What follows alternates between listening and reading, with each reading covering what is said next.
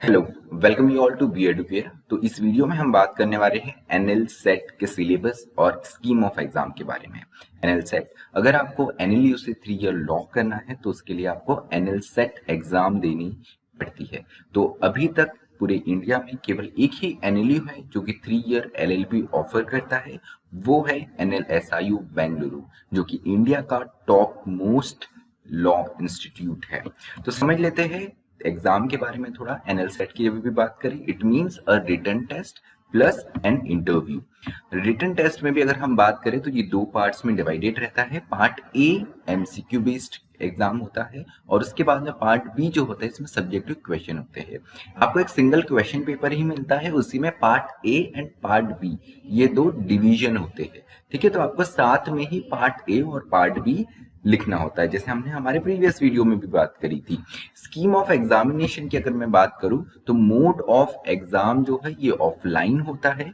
Duration जो होती है इसकी होती है 150 मिनट्स। लैंग्वेज इस एग्जाम की केवल एक ही है, वो है इंग्लिश लैंग्वेज। अब बात आती है नंबर ऑफ क्वेश्चंस की। तो जैसे हमने बात करी कि ये एक रिटन टेस्ट जो होता है ये एक सिंगल क्वेश्चन पेपर में ही पार्ट ए और बी होता है। पार्ट ए की अगर हम बात करें तो यहाँ पे एमसीक्यू बेस्ड 75 क्वेश्चंस रहते हैं। डायरेक्ट क्वेश्चंस नहीं आते हैं, यहाँ पे पैराग्राफ एक आता है और पैराग्राफ के बेसिस पे फिर हर पैराग्राफ पे 5 या 10 क्वेश्चंस बेस्ड होते हैं। ठीक है, उसके बाद में पार्ट बी की बात करें तो ये सब्जेक्टिव यहाँ पे क्वेश्चंस होते हैं पार्ट बी में। पार्ट बी में टोटल नंबर ऑफ क्वेश्चन जो है वो 11 होते हैं। 10 क्वेश्चन शॉर्ट नोट टाइप होते हैं और 1 क्वेश्चन ऐसे टाइप होता है। इसके बारे में और हम आगे बात करने वाले हैं।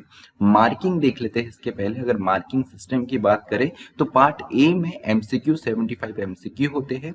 इन 75 MCQ each question carry 1 mark, तो 75 मार्क्स का पार्ट ए होता है। करेक्ट आंसर के लिए तो आपको 1 मार्क मिलता है, लेकिन अगर आप इनकरेक्ट आंसर यहाँ पर टिक या मार्क करते हो तो उसके लिए नेगेटिव मार्किंग भी है, ये बहुत जरूरी है। 0.25 negative marking means correct answer के लिए आपको +1 मिलता है और नेगेटिव आंसर के लिए, इनकरेक्ट आंसर के लिए 1/4 डिडक्ट हो जाता है आपका मार्क्स। वही अगर हम सब्जेक्टिव क्वेश्चंस पार्ट बी की बात करें तो यहाँ पे 10 क्वेश्चंस होते हैं। Each question carry 5 marks. So short note type ये क्वेश्चंस होते हैं। वही एक ऐसे टाइप क्वेश्चन होता है जो कि टोटल 15 मार्क्स का होता है।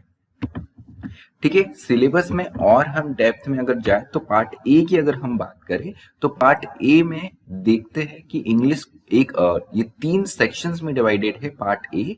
First is English comprehension, second is current affair and third is critical reasoning. English comprehension में 25 क्वेश्चंस होते हैं for 25 marks. Current affair last 1 year का रिसेंटली आता है, इसमें भी 25 क्वेश्चन और 25 मार्क्स होते हैं। Means each question carry 1 mark, जैसे 75 क्वेश्चन तो 75 मार्क्स। क्रिटिकल रीजनिंग जो है इसमें लॉजिकल रीजनिंग के साथ ही साथ लीगल एप्टीट्यूड भी कवर होता है। ठीक है, ये भी 25 क्वेश्चंस होते हैं यहाँ पर और इसके भी 25 मार्क्स ही। उसके बाद में अगर हम बात करें सिलेबस में पार्ट बी की बात करें तो पार्ट बी 2 सेक्शंस में डिवाइडेड है। First section is legal aptitude जिसमें 10 क्वेश्चंस होते हैं, हर क्वेश्चन के 5 मार्क्स होते हैं। ठीक है, सो टोटल 50 मार्क्स ऐसे हो जाते हैं। यहाँ पर अगर इसके डिटेल्स में जाए हम तो यहाँ पे प्रॉब्लम बेस्ड क्वेश्चंस होते हैं, जिसके लिए एग्जाम में एनएल सेट में आपको एनएल सेट जो एग्जाम कंडक्ट करवाता है एनएलएसआईयू ने बहुत अच्छे से पता है कि जो एग्जाम दे रहे हैं ये लॉ एस्पिरेंट्स है, लॉयर नहीं है। तो पूरा लॉ नहीं आते, लॉ के जो जनरल टॉपिक्स आते हैं, जनरल इश्यूज है, लाइक कॉन्स्टिट्यूशन बेस्ड जो कि हम हमारे स्कूल में या +2 में पढ़ते हैं, वैसे क्वेश्चन जो है आपको प्रॉब्लम बेस्ड क्वेश्चन देखने को मिलेंगे। जैसे हम अगर लास्ट ईयर के सैंपल पेपर की बात करें तो लास्ट ईयर के सैंपल पेपर में कोविड के सिचुएशन पर बेस्ड एक क्वेश्चन आया हुआ था। अब यहाँ पे हमारे कॉन्स्टिट्यूशन में हमको पता है कि राइट टू फ्रीडम है, वहां इस ही राइट में आर्टिकल 19 में देखें तो एक और राइट इसके अंदर ही है, that is move freely through out the India, but कुछ रीजनेबल रिस्ट्रिक्शन भी है। तो एक ऐसी ही सिचुएशन दी थी लास्ट ईयर के सैंपल पेपर में कि एक पर्सन है, उसे कोविड का टाइम लॉकडाउन आ जाता है और उसे कोविड कॉन्ट्रैक्ट वो कर लेता है, तो क्या वो जो स्टाफ है होटल का, एक होटल में वो रहता है, तो क्या वो उस होटल के स्टाफ को सू कर सकता है, कौन उसके लिए रिस्पॉन्सिबल है, और उसी के बेस पे क्वेश्चंस पूछे हुए थे। ठीक है, तो ये बात हुई लीगल एप्टीट्यूड और रीजनिंग की। उसके बाद में अगर हम करंट अफेयर्स की बात करें तो करंट अफेयर में एक ही क्वेश्चन आता है, जो दूसरा सेक्शन है पार्ट बी में, इसमें एक ही क्वेश्चन आएगा जो आएगा 15 मार्क्स का। अब यहाँ पर अच्छी बात यह है कि आपको 3 टॉपिक दे देंगे। इन 3 टॉपिक में से आपको जो लगता है कि जो सबसे सुटेबल आपके लिए है, उनमें से एक टॉपिक को पिक करके आपको उस पे 500 वर्ड्स का ऐसे लिखना है। अब इस ऐसे में कुछ स्किल्स है जो आपकी टेस्ट करेंगे स्पेसिफिकली। पहली तो है राइटिंग एबिलिटी, उस इशू से बेस्ड कितना आपका नॉलेज है, कितने आप अवेयर है, और उसके अलावा आप आपके आर्ग्यूमेंट कितने वेल स्ट्रक्चर्ड मैनर से रख रहे हैं। तो ये तीनों चीज यहाँ पर आपकी इवेल्युएट होगी, क्योंकि जब भी कोई पर्सन लॉयर बनता है तो ये चीज बहुत इंपॉर्टेंट होती है, उसकी राइटिंग स्किल्स, उसका नॉलेज किसी भी चीज को लेकर, और साथ ही साथ वो अपने आर्ग्यूमेंट जिस लॉजिकल वे में रखता है ये। ठीक है, सो ये बात हो गई सिलेबस की। थोड़ी सी स्टेज की बात कर लेते, वापस हम इस बारे में जानेंगे। हमने प्रीवियस वीडियोस में भी बात करी, तो पार्ट ए की बात करें तो पार्ट ए और बी ये एक ही दिन होता है, एक ही सिंगल क्वेश्चन पेपर में पार्ट ए और पार्ट बी होता है।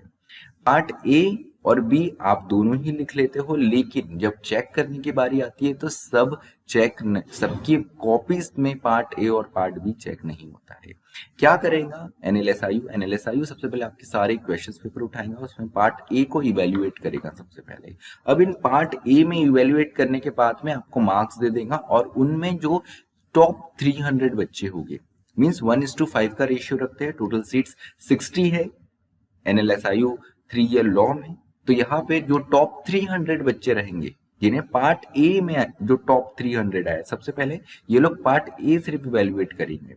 तो उसमें जो टॉप 300 बच्चे हैं मार्क्स वाइज, उन्हें साइड में रखेंगे, और अब सिर्फ इन 300 स्टूडेंट्स जो है, इन्हीं का पार्ट बी इवेल्युएट होगा।